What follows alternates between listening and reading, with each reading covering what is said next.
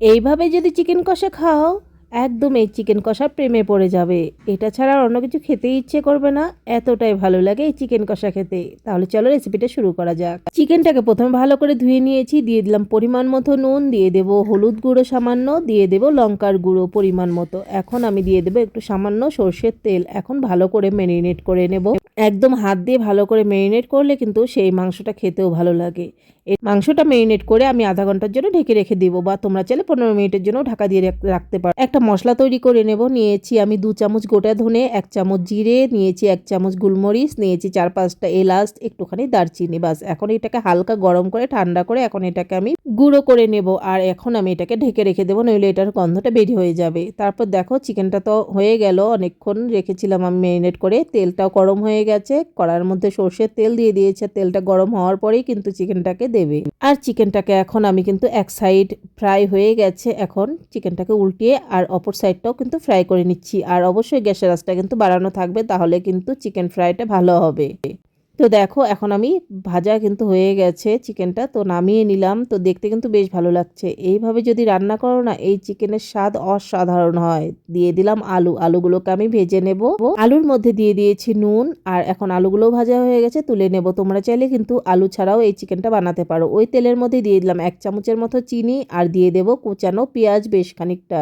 তেলের মধ্যে চিনি দেওয়ার কারণে কিন্তু সেই রংটাও যেমন সুন্দর আসে, খেতেও স্বাদ হয়। দেখো ভাজতে ভাজতে পেঁয়াজগুলো সুন্দর একদম লালচে কালার হয়ে গেছে। দিয়ে দিলাম আদা রসুন আর কাঁচা লঙ্কার পেস্ট। ওইটাকে দেওয়ার পর ভালো করে নাড়িয়ে চাড়িয়ে ভাজা ভাজা করে নেব।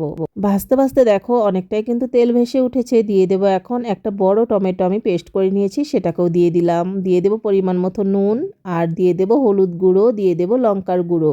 যে যতটুকু ঝাল খাও সেই হিসাবে কিন্তু ঝালটা অবশ্যই ইউজ করবে। এখন আমি সমস্তটাকে ভালো করে কষিয়ে নেব যতক্ষণ না তেল ভেসে উঠছে। তেল ভেসে উঠেছে, দেখতেই পাচ্ছ মশলাটা কষানো হয়ে গেছে। দিয়ে দিলাম ভাজা চিকেন আর ভাজা আলুটাকে, দিয়ে দিলাম সঙ্গে গোটা রসুন। মাংসের মধ্যে গোটা রসুন খেতে আমার বেশ ভালো লাগে, আমি তাই কিন্তু দেই। তো তোমরা কে কে পছন্দ করো মাংসের মধ্যে গোটা রসুন, কমেন্ট করে জানিও। নাড়াচাড়া করে দিয়ে দিলাম ঢাকা, গ্যাসের আঁচটা মিডিয়াম করে। এখন আমি কিছুক্ষণ পর উঠিয়ে নিলাম। মাংসটা কিন্তু অনেকটাই কষানো হয়ে গেছে। দিয়ে দিলাম টক দই বড় চামচে 2 চামচের মতো। আর এখন আমি টক দইটাকে ভালো করে নাড়াচাড়া করে দিয়ে দেবো কিন্তু যে মশলাটা আমি গুঁড়ো করে রেখেছিলাম সেই মশলাটাকে দিয়ে দিলাম। এখন ভালো করে কিন্তু আমি কষিয়ে নেব।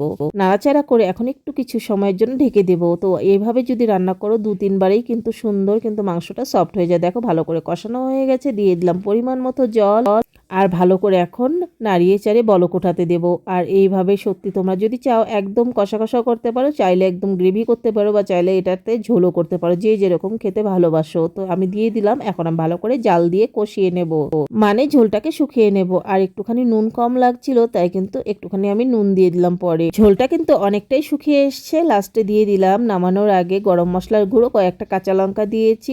আর কাঁচা লঙ্কাটা দেখাতে ভুলে গেছি, ওই যে দেখতেই পাচ্ছ ঝোলের মধ্যে। এখন গ্যাসটা বন্ধ করে আমি 10 মিনিটের জন্য রেস্টে রেখে দিলাম। তারপর নামিয়ে নিলাম চিকেন কষা। এই চিকেন কষা সত্যি বলছি একবার যদি তোমরা খাও বারবার এটাই খেতে চাইবে। অনেকেই আছে পোলট্রি মুরগি ভালোবাসে না, কিন্তু এইভাবে রান্না করে দিলে লোকাল মুরগির থেকেও কিন্তু এই মুরগির রান্না অনেকটাই স্বাদ হয়। সত্যি বলছি একবার অবশ্যই ট্রাই করে দেখো এই চিকেন কষা। গরম ভাতে বা রুটির সঙ্গে দুর্ধর্ষ লাগে খেতে, যে কোনো কিছুর সঙ্গে দারুণ লাগে এই চিকেন কষাটা। আশা করছি তোমাদের আজকের এই রেসিপিটা খুব পছন্দ হয়েছে। সামনে থেকে একটুখানি এটা করছিলাম জন্য কিন্তু এটা লাইটার আলোর জন্য এরকম কালারটা এসছে। তোমাদের একটা লাইক একটা কমেন্ট আমাকে আরো উৎসাহ করে দেবে সুন্দর সুন্দর নিত্য নতুন রেসিপিগুলো তোমাদের সঙ্গে শেয়ার করার জন্য। আজকের মতো টাটা।